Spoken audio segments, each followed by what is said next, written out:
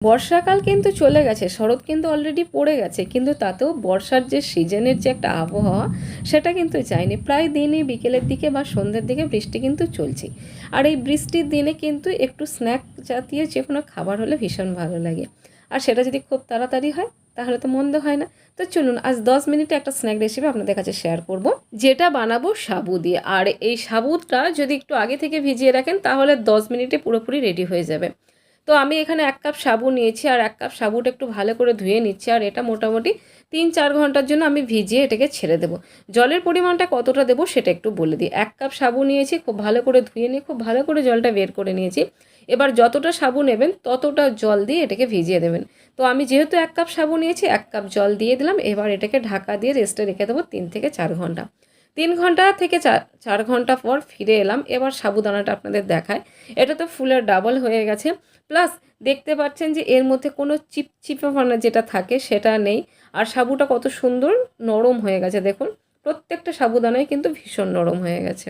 তো জলের মাপটা কিন্তু অবশ্যই ঠিক দেবেন, যে পাত্রে সাবুটা মাপ করবেন সেই পাত্রে কিন্তু জল দিয়ে সাবুদানাটা ভিজিয়ে দেবেন। এবার এটাকে টেস্টি বানানোর জন্য কিছু ইনগ্রিডিয়েন্টস অ্যাড করব। কি কি দিচ্ছি আমি, এর মধ্যে দিয়ে দিলাম 1/2 কাপ বাদাম, যেটা কিন্তু রোস্ট করা চিনে বাদাম, সেটা একটু টুকরো করে এর মধ্যে দিয়ে দিয়েছি, মানে হামাল দিস্তায় আমি একটু ঠুকে গুঁড়ো করে নিয়েছি। আর দিয়ে দিলাম এখানে 1 টেবিল স্পুন মতো আদা গ্রেট করে নিয়ে, আর এটাকে কুচিয়েও দিতে পারেন গ্রেডের বদলে। আর এখানে দিয়ে দিলাম বেশ কিছুটা ধনে পাতা কুচি, আর দিয়ে দিচ্ছি ঝালের জন্য কাঁচা লঙ্কা কুচি। এবার এখানে একটা কথা বলে রাখি, এখানে পেঁয়াজ আর রসুন কুচিও অ্যাড করতে পারেন অথবা বাটাও অল্প অ্যাড করতে পারেন, কিন্তু আমি এটা সম্পূর্ণ ভেজ বানাচ্ছি তাই এর মধ্যে পেঁয়াজ রসুনটা স্কিপ করেছি। এবার এর মধ্যে দিয়ে দিচ্ছি সেদ্ধ করে গ্রেট করা আলু। এখানে দুটো বেশ বড় সাইজের আলু আমি সেদ্ধ করে গ্রেট করে এর মধ্যে দিয়ে দিলাম। এবার উপকরণগুলো খুব ভালোভাবে মিশিয়ে নেব, কিন্তু তার আগে তো টেস্টটা এনহ্যান্স করার জন্য সবথেকে যেটা জরুরি জিনিস সেটা তো অবশ্যই দিতে হবে লবণ। এর মধ্যে অল্প হলুদ আর অল্প লবণ অ্যাড করলাম। টেস্টের জন্য একটু চাট মশলা আর একটু গরম মশলা অ্যাড করলাম।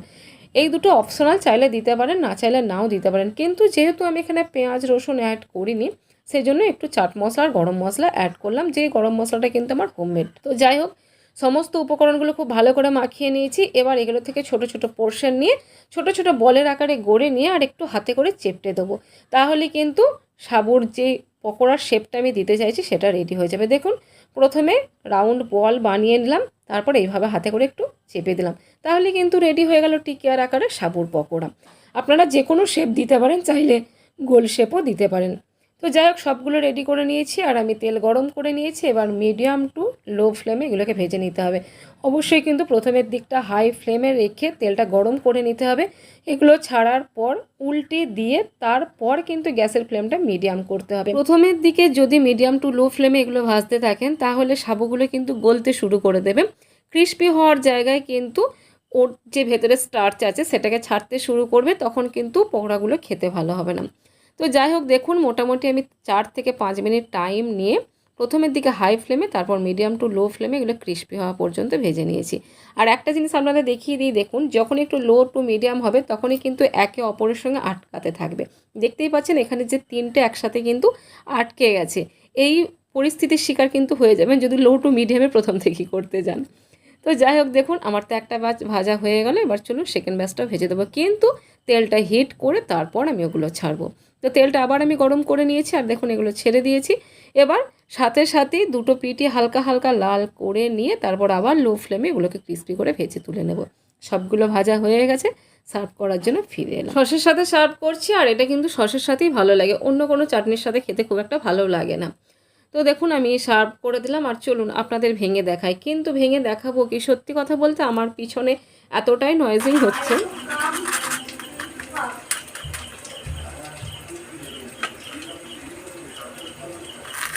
হয়তো বুঝতে পেরেছেন যে আমার বাড়িতে কতটা নয়েজিং হচ্ছে। তাও একটু আপনাদের শোনালাম, একটু শুনেই হয়তো বুঝতে পেরেছেন যে এটা কতটা ক্রিস্পি হয়েছে। তো যাই হোক, আমি তো সার্ভ করে দিয়েছি, এবার আপনাদের বানানোর পালা, তারপর আমাকে ফিডব্যাক দেওয়ার পালা। আশা করি আজকের ভিডিও ভালো লেগেছে। ভালো লাগলে প্লিজ একটা লাইক করে দিয়ে যাবেন, আর নতুন বন্ধু হলে চ্যানেলটা সাবস্ক্রাইব করে পাশে থাকবেন। ফেসবুক থেকে দেখে থাকলে পেজটা ফলো করে দেবেন, আর কমেন্ট করে জানাবেন যে আপনারা কোথা থেকে আমার ভিডিও দেখেন। কোনো রেসিপি যদি আপনারা আমার কাছ থেকে দেখতে চান সেটাও কমেন্টে জানাতে পারেন, অথবা কোনো রেসিপির মধ্যে কোনো রকম ভুল ত্রুটি যদি আপনাদের মনে হয় সেটাও আমাকে কমেন্টে জানাতে পারেন। তাহলেও তো আমি আপনাদের কাছে কিছু শিখবো। তো যাই হোক, আজকের মতো বিদায় নিলাম, আবার দেখা হবে নেক্সট রেসিপিতে। ততক্ষণের জন্য সবাই ভালো থাকবেন, সুস্থ থাকবেন।